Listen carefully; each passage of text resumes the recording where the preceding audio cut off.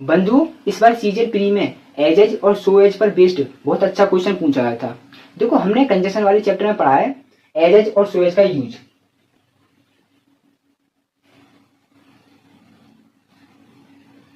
यहाँ से एग्जाम में दो एरर आती हैं, एक कंजक्शन रिलेटेड और दूसरी एडजेक्टिव रिलेटेड। पहले कंजक्शन वाली देखते हैं। एज का यूज पॉजिटिव और नेगेटिव दोनों सेंटेंसेस में होता है, जबकि सो एज का यूज ओनली नेगेटिव सेंटेंसेस में होता है।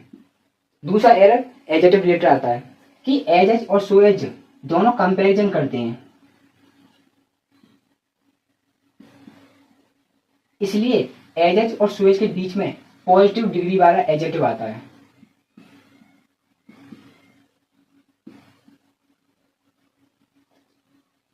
नाउ सेंटेंसेस पढ़ते हैं।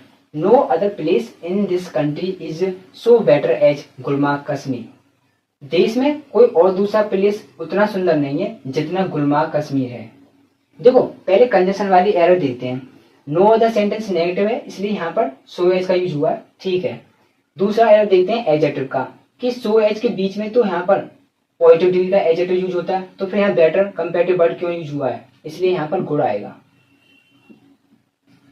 इसलिए ऑप्शन इसमें करेक्ट होगा C, so better as. Now next sentence देखते हैं। Rahul thinks he is as smarter as his friends in the class. देखो, पहले कंजक्शन का एरर देखते हैं। सेंटेंस पॉजिटिव है, इसलिए यहाँ पर एज का यूज हुआ, ठीक है। दूसरा एरर एडजेक्टिव का देखते हैं कि एज के बीच में तो पॉजिटिव डिग्री का एडजेक्टिव आता है, तो यहाँ पर स्मार्टर की प्लेस पर स्मार्ट होगा। करेक्ट ऑप्शन होगा इसमें B, he is as smarter as. Now like, share and subscribe.